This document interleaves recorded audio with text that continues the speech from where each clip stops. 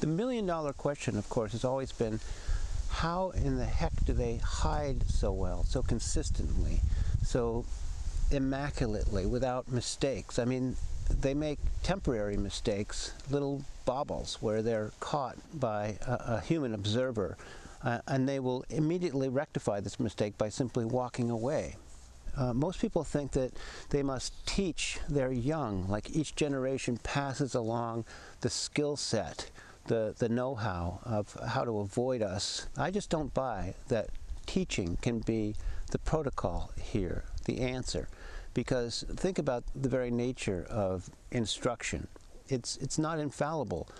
It presupposes a free will on the part of the students to absorb the lessons and then to decide in any given case whether or not to apply them. Given the nature of individual differences in a population, the bell curve of personality traits, it would occasionally be the case that a Sasquatch would decide simply to transgress the iron law of distance that has been imposed in his curriculum.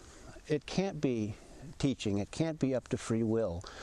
Therefore, it has to be a set of behaviors that are hardwired in the ancient DNA of the species. And if that's the case, then the next question is, what does this hardwiring look like? What are the contours of this behavioral landscape? And how can we put this landscape into a broader context that we can understand better, that isn't simply mind-boggling, but that fits into a template so that we can comprehend it and begin to make more progress and stop spinning our wheels as a field. It hit me one day that only two creatures on the face of the earth share this double-edged behavior profile. That on the one hand, they avoid direct contact with human beings, and on the other hand, they seek indirect contact.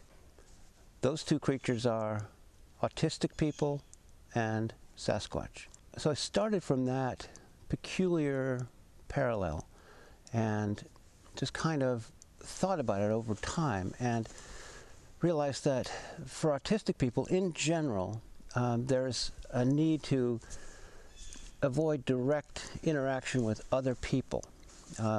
Eye contact is extremely difficult. From reading various memoirs by autistic people, I get the sense that they feel that direct contact would jeopardize their very existence. They feel as though chaos is kind of encroaching from all around, and they need to avoid contact with it, and they need to stave it off by creating structures which include repetitive routines, obsessive pursuits of certain fields of knowledge, narrow fields, such as memorizing the entire train schedule of the UK.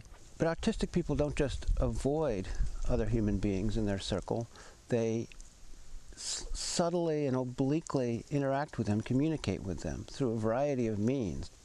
Sasquatch, too, will go to any length to avoid direct contact with human beings, but they are well known to indirectly make overtures toward us. They'll come to certain houses that they feel more comfortable with, and they will leave gifts. They will rearrange objects, and if the humans then put the objects back in the original pattern, they'll find another rearrangement. Later on, they will slap the side of a house or throw pebbles up on the roof. But when the person comes out to try to talk to this visitor or in some way more concretely interact, the Sasquatch just exits stage left. It never fails. They don't show up in the daytime at these so-called habituation sites. People sometimes catch glimpses of them in the moonlight at night, peeking out from behind trees or swaying back and forth. But there's never an experience of direct contact. So I kept ruminating on this parallel, and the more I thought about it, the more I came to recognize other parallels. Sasquatch, as I just mentioned, sway back and forth. Autistic people do the same thing, and they'll play with their hands, they'll flap their hands as a way to soothe themselves. It's called stimming. Sasquatch also do a form of stimming, and from what I can tell, by doing percussion. People hear them drumming in the woods. I think this is sometimes communication, and it's sometimes, I think, just because they enjoy doing it.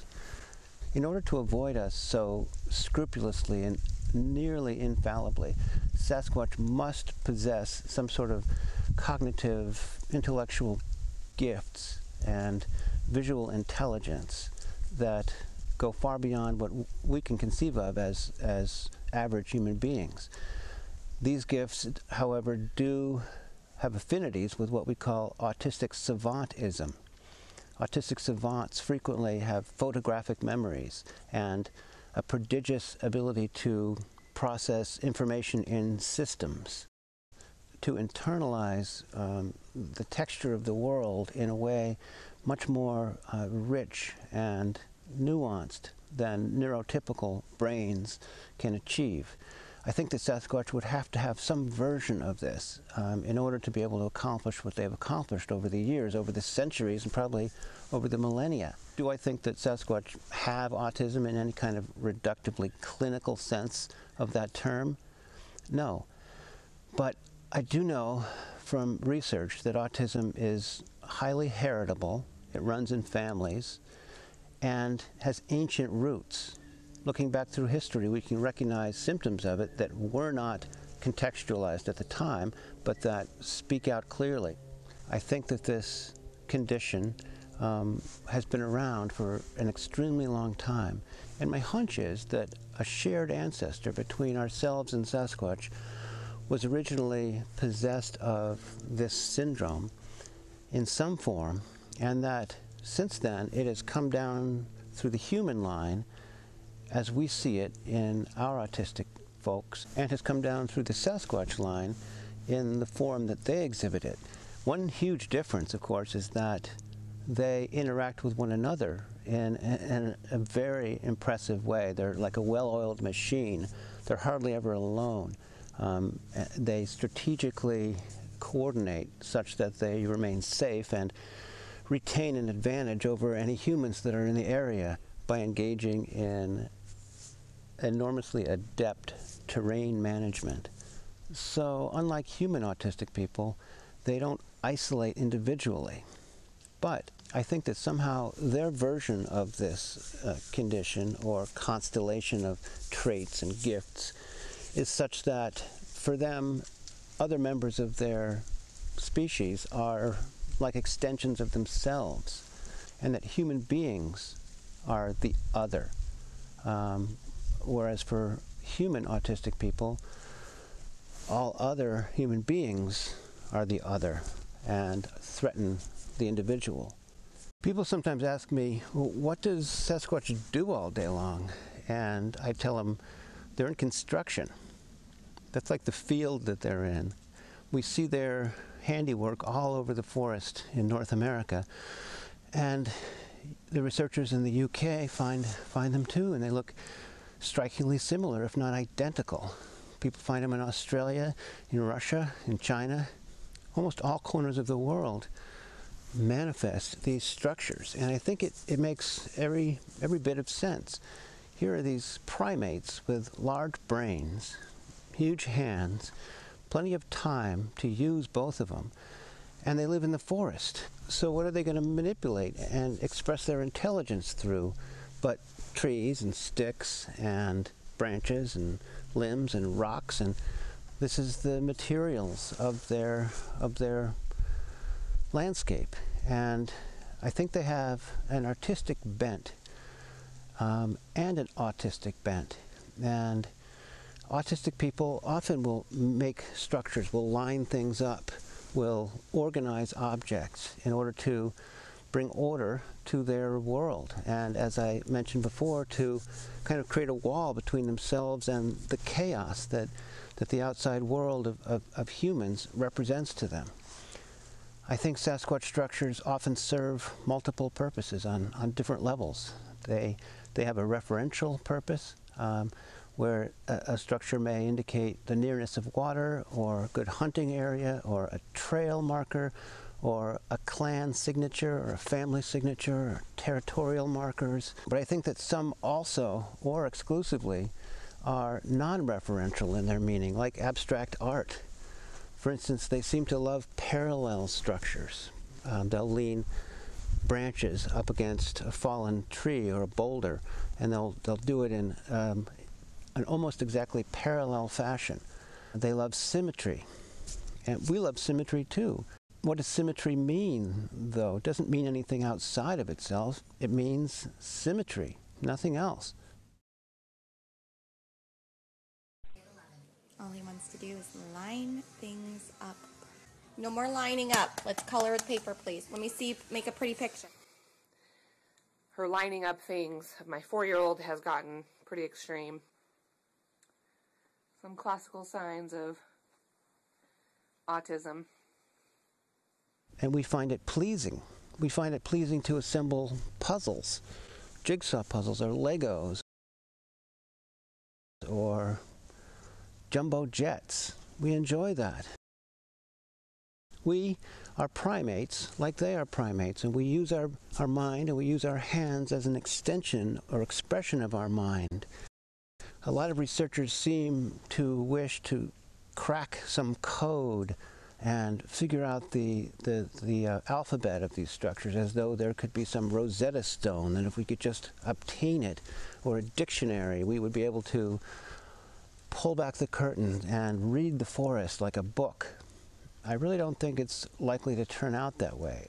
I think that the reason we find such resemblances among structures of different continents, different forests across the world, is that these are like archetypal favorites of theirs. They just are pleased by these forms.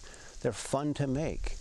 They make them feel at home in the world. If you have a forest lacking Sasquatch signatures like this, and the Sasquatch in it will feel less secure, less grounded, less stable and identified with the forest. But if the Sasquatch or group of Sasquatches look around at their handiwork, and everywhere they turn they see their own most reassuring or familiar, resonant formations, they're just going to feel at home there. They're making over the forest everywhere they go, into how, in their mind, the forest ought to look, so that it's maximum Sasquatch forest. I think that if we can decide that in some form at least Sasquatch and autism have connections, then we can use this as a framework through which to better understand and even to approach communication with this species. There are people in North America who are conducting long duration experiments in communication, but it's indirect communication, it's object-based communication.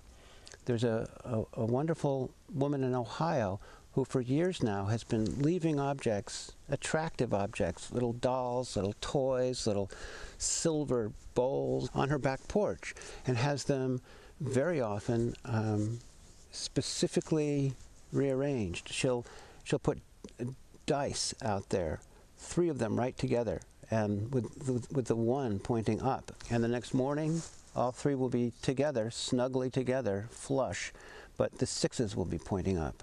Signs like that proliferate in her experiment and in those of many other people. And this is how Sasquatch and Homo sapiens are going to be able to be in touch with each other. It's not going to be direct. So to whatever extent one may accept what I'm calling the Sasquatch savant theory, one can still benefit, I think, from recognizing the resonance between autism and what we can infer to be Sasquatch nature and behavior. It can prevent us from having unrealistic expectations of the kind of interaction and communication that's possible between Homo sapiens and Sasquatch.